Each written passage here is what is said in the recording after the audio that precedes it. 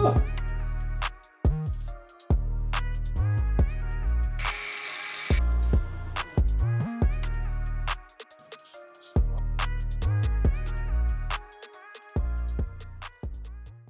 back to another episode of Retro Rollers. We have a lot to catch you guys up on, and today is going to be a fun one. It's raining out. We are going to be putting a limited slip diff in my BMW E36, and after doing some more fun driving and stuff, it's really been like ruining my day, and I feel like it's the last thing this car needs to be great. So yeah, very exciting. And the new diff will also have a shorter gear ratio, which is even more exciting, because this car does 160 in third gear, and I do not need to go faster than that.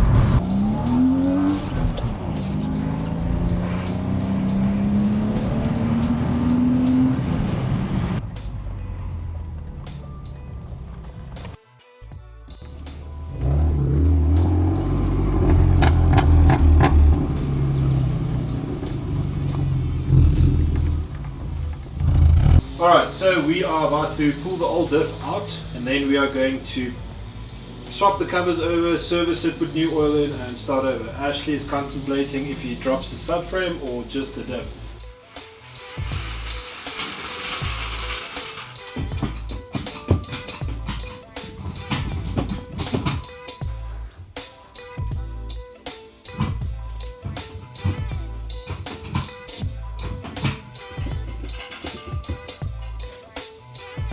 There's always one very important step to jacking up a car safely. That ain't going nowhere. Basically what we're going to do is show you what an open diff looks like, and obviously once we have them side by side we can show you the difference, but physically on the car this is the easiest way to tell if you have an open diff or an LSD. So what is going to happen is Ashley is going to spin that wheel, and then you'll see the left wheel turns not at all. Which is also not a very good sign. And when you're on the wet and this wheel is spinning, that will stay stationary. You can't put the power to the ground. And then so what basically happens is that you try to do a drift and the inside wheel spins and the car just goes straight or bogs down. That's not what we want. We didn't film the last few minutes, but we were trying to problem solve and figure things out. So far I think we're in luck. The biggest issue we have is that the diff casing itself, where the bolt mounts into the front, the bush is in a different place, or the mounting place spot is in a different place. Yes, and the speed sensor trigger ring is slightly bigger on the E30 diff, which means that we slightly have to modify the front cover, which isn't the end of the world, and I think judging by how it was mounted, we can come up with a system there that will not be the end of the world. Also, the input shafts, well, the output shafts of the diff are both the same between the two cars, which is pretty cool, and everything measures the same. Yeah. Except for the front mounting points. To make sure we mount, or try to figure out the mounting, we're going to pull the subframe out. So it's a little bit more work than we anticipated, but it shouldn't. It will save us a lot of tears in the long run, I think. And we want to mount it straight, true and correct. We don't really want to just hodgepodge it together and then have issues the first time driving it. And then pull it out again. Definitely don't want that. And then the subframe will be out, and then we'll mount the original diff back in, make some measurements, make some marks, and yeah, we'll show you from there. We pulled the anti-roll bar loose, we loosened the exhaust, and then got to the axles, so those are also down. The bolts were quite finicky to get to. But yeah, last two diff bolts, and hopefully this thing comes out without us finding out what we didn't disconnect. So it's the diff bolt closest to you?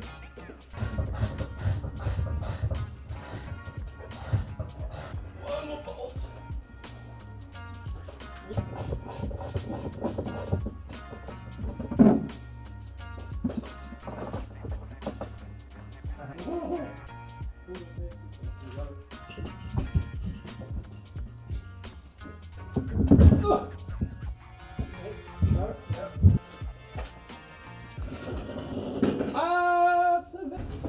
So Ashley has done some research, and apparently we are able to just swap this diff carrier over onto the new LSD diff.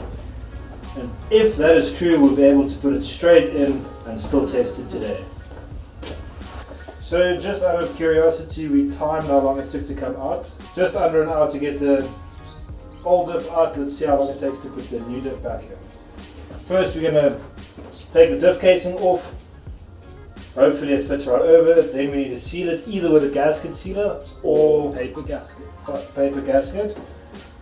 Fill it up with oil, make sure it's nice and clean, let it dry, and then we test.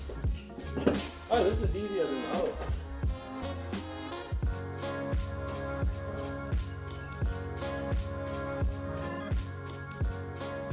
After pulling out the entire subframe, we are very much in the commitment zone.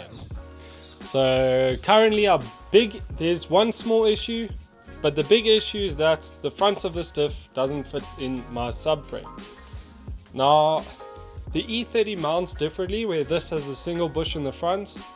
This has two ears that are obviously interfering with that, and then the E30 would mount from the top. Worst case, we rebuild this diff, the internals from this diff into the original E36 case, but we are going to try and modify the subframe. First we're going to make this fit, and then we're going to see what we can do to make it work in the original subframe. So we've taken some measurements. Thankfully we aren't putting a strange diff into the car, so the rear cover is the same. The diff length is also the same to the input shaft. Hopefully not cut the subframe just yet, but cut these ears off and see if it fits.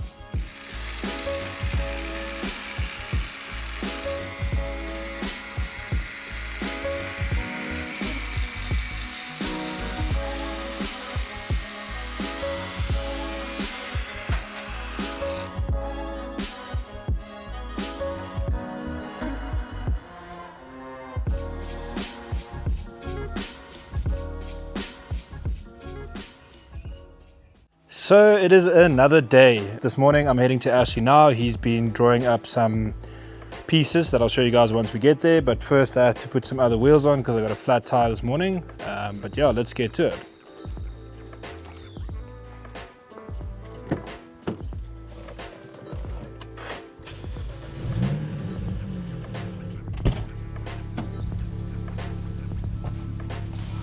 Yeah, how's it, eh? What are we gonna do now?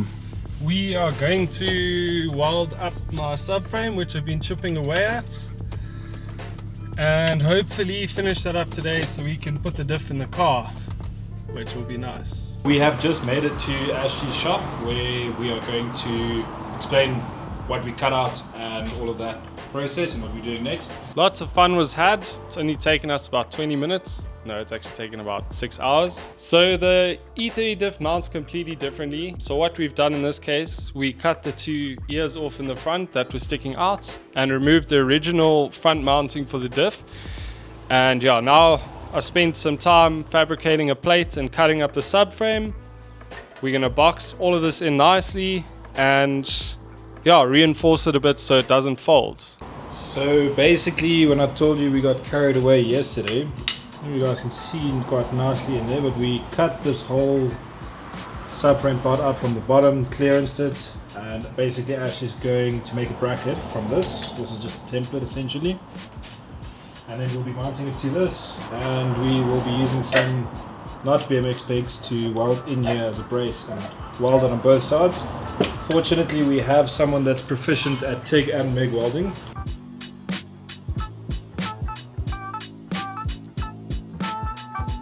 Nick's doing a lacquer job here, so this thing ain't going nowhere, as they say. While Nick is busy welding up the diff brace, this is what we are doing now. So this is your speed sensor trigger wheel. This one is slightly bigger than the E36 one, which means that the cover is hitting over here. So we're just going to modify it and space the speed sensor out a little bit. Let's hope this goes well, and then yeah, after this should be ready to start putting things back together, which is quite exciting. We've marked it on the outside, and we are just going to be cutting a small slit in there because it's only about, what would you say, 3 mils max that it's catching? 3-4 mils. And then yeah, we're basically going to slot that. It doesn't do anything, but then we're going to make a new gasket that fits on the outside with the spacer. With the spacer, just so it doesn't leak.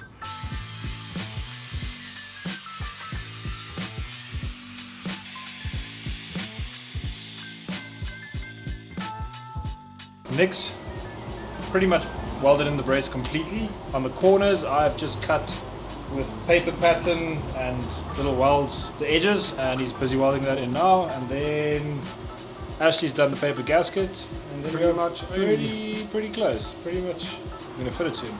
You excited, Ashley? Beyond excited. Just got back from the shop. We made some good progress. Well, modified the subframe and welded it finished thanks to Nick's help, and some lathe work of making a nice spacer for the speedo sensor. We're getting there. Now we're going to build a diff and hopefully put Humpty Dumpty back together tomorrow.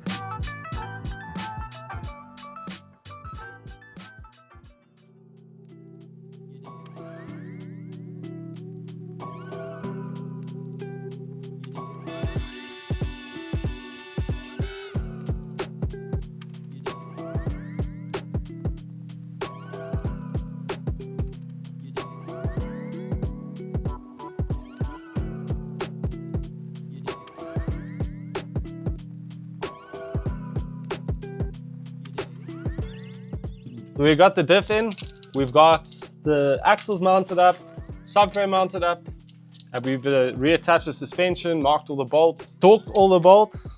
Not much more left to do, so we just got to pop the exhaust on and the anti-roll bar on the wheels, and then we should be able to go drifting.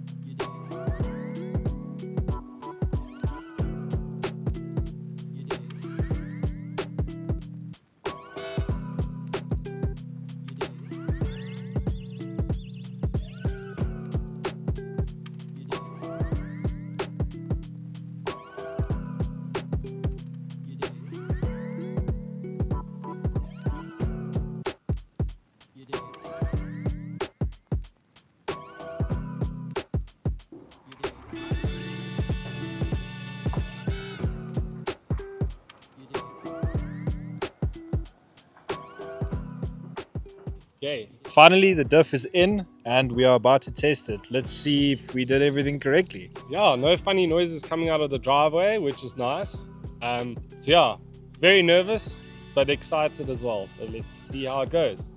The haters will say it's gonna break. Don't be one of those guys, be nice. Today we are going to the Supertrack skid pan at Swartkorps. Let's go! We have our skid tires on. We are meeting Ashley with his skid tires and we are going to skid and have some fun.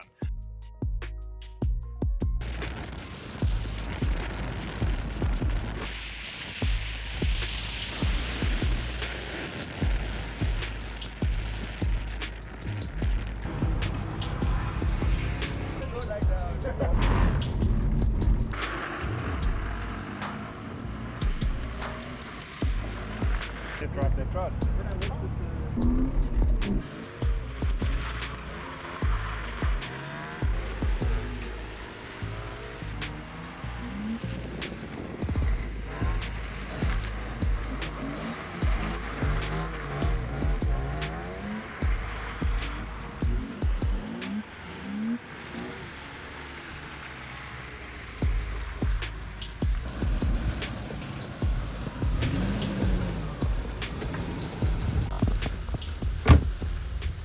Today was also the first time I drove the car on the highway, which was a good test of how the gearing has actually changed. Much shorter than it was.